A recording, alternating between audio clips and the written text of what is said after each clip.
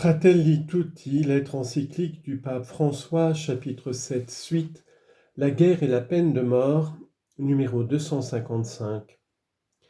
Certaines situations extrêmes peuvent finir par se présenter comme des solutions dans des circonstances particulièrement dramatiques, sans qu'on se rende compte que ce sont de fausses réponses qui ne résolvent pas les problèmes posés, mais qu'en définitive, elles ne font qu'ajouter de nouveaux facteurs de destruction dans le tissu de la société nationale et planétaire.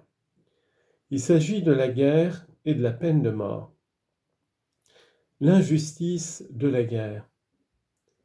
Au cœur qui médite le mal, la fraude, au conseiller pacifique, la joie. Proverbe chapitre 12, verset 20. Toutefois, certains cherchent des solutions dans la guerre qui se nourrit souvent de la perversion des relations d'ambition hégémonique, d'abus de pouvoir, de la peur de l'autre et de la différence perçue comme un obstacle. La guerre n'est pas un fantasme du passé, mais au contraire, elle est devenue une menace constante. Le monde rencontre toujours plus d'obstacles dans le lent cheminement vers la paix qu'il avait initié et qui commençait à porter quelques fruits. Puisque de nouveau les conditions se réunissent pour la prolifération des guerres, je rappelle que la guerre est la négation de tous les droits et une agression dramatique contre l'environnement. Si l'on veut un vrai développement humain intégral pour tous, on doit poursuivre inlassablement l'effort pour éviter la guerre entre les nations et les peuples. À cette fin, il faut assurer l'incontestable état de droit et le recours inlassable à la négociation, aux bons offices et à l'arbitrage, comme proposé par la Charte des Nations Unies, vraie norme juridique fondamentale. Je voudrais souligner que les 75 ans des Nations Unies et l'expérience des 20 premières années de ce millénaire montrent que la pleine application des normes internationales est réellement efficace et que leur violation est nuisible.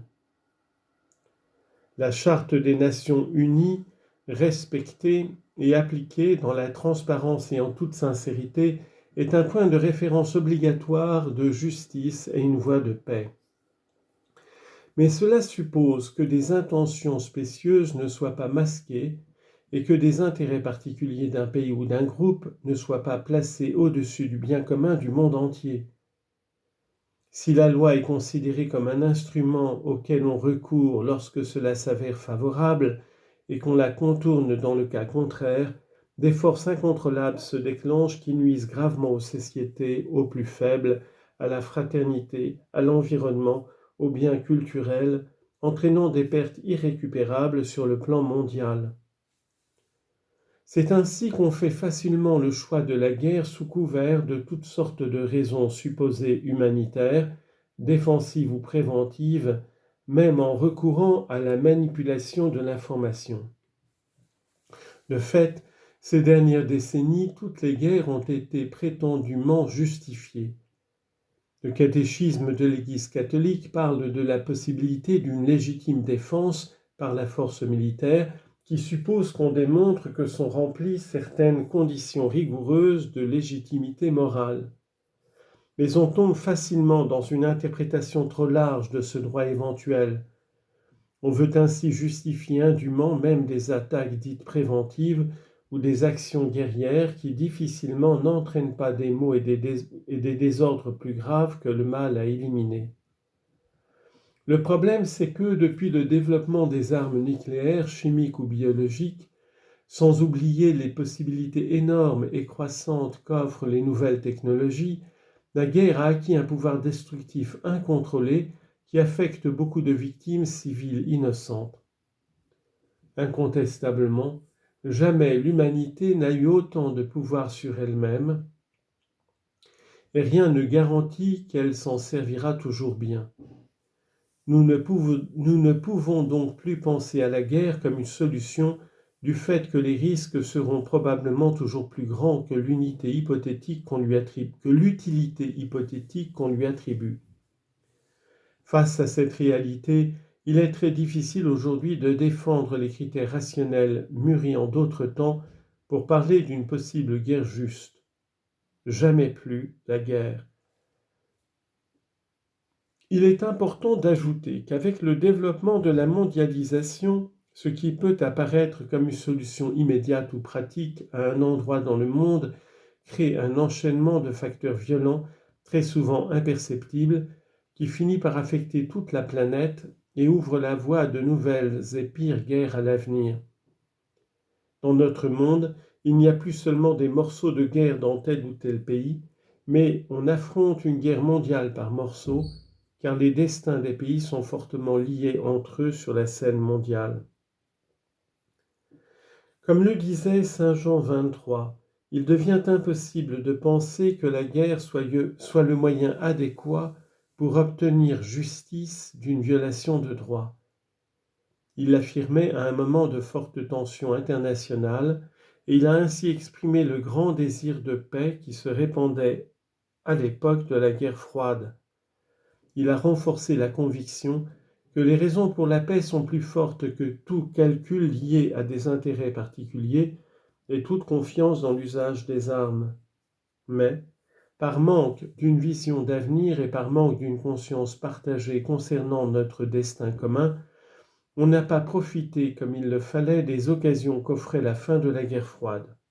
Au contraire, on a cédé à la quête d'intérêts particuliers sans se soucier du bien commun universel.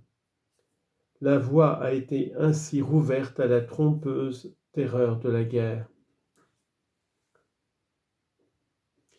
Toute guerre laisse le monde pire que dans l'état où elle l'a trouvé. La guerre est toujours un échec de la politique et de l'humanité, une capitulation honteuse, une déroute devant les forces du mal. N'en restons pas aux discussions théoriques, touchons les blessures, palpons la chair des personnes affectées. Retournons contempler les nombreux civils massacrés, considérés comme des dommages collatéraux. Interrogeons les victimes, prêtons attention aux réfugiés, à ceux qui souffrent des radiations atomiques ou des attaques chimiques, aux femmes qui ont perdu leurs enfants, à ces enfants mutilés ou privés de leur jeunesse. Prêtons attention à la vérité de ces victimes de la violence, regardons la réalité avec leurs yeux et écoutons leurs récits le cœur ouvert. Nous pourrons ainsi reconnaître l'abîme de mal qui se trouve au cœur de la guerre et nous ne serons pas perturbés d'être traités de naïfs pour avoir fait le choix de la paix. Les lois ne suffiront pas non plus si l'on pense que la solution au problème actuel consiste à dissuader les autres par la peur en menaçant de l'usage d'armes nucléaires, chimiques ou biologiques. Car si nous prenons en considération les principales menaces à la paix et à la sécurité dans leurs multiples dimensions dans ce monde multipolaire du XXIe siècle, comme par exemple le terrorisme, les conflits asymétriques, la cybersécurité, les problèmes environnementaux, la pauvreté, de nombreuses préoccupations assument une importance encore plus grande si nous considérons les conséquences humanitaires et environnementales catastrophiques qui découlent de toute utilisation des armes nucléaires ayant des effets dévastateurs indiscriminés et incontrôlables dans le temps et dans l'espace. Nous devons également nous demander dans quelle mesure un équilibre fondé sur la terreur est durable, quand il tend de fait à accroître la peur et à porter atteinte aux relations de confiance entre les peuples. La paix et la stabilité internationale ne peuvent être fondées sur un faux sentiment de sécurité, sur la menace d'une destruction réciproque ou d'un anéantissement total, ou sur le seul maintien d'un équilibre des pouvoirs. Dans ce contexte, l'objectif ultime de l'élimination totale des armes nucléaires devient à la fois un défi et un impératif moral et humanitaire.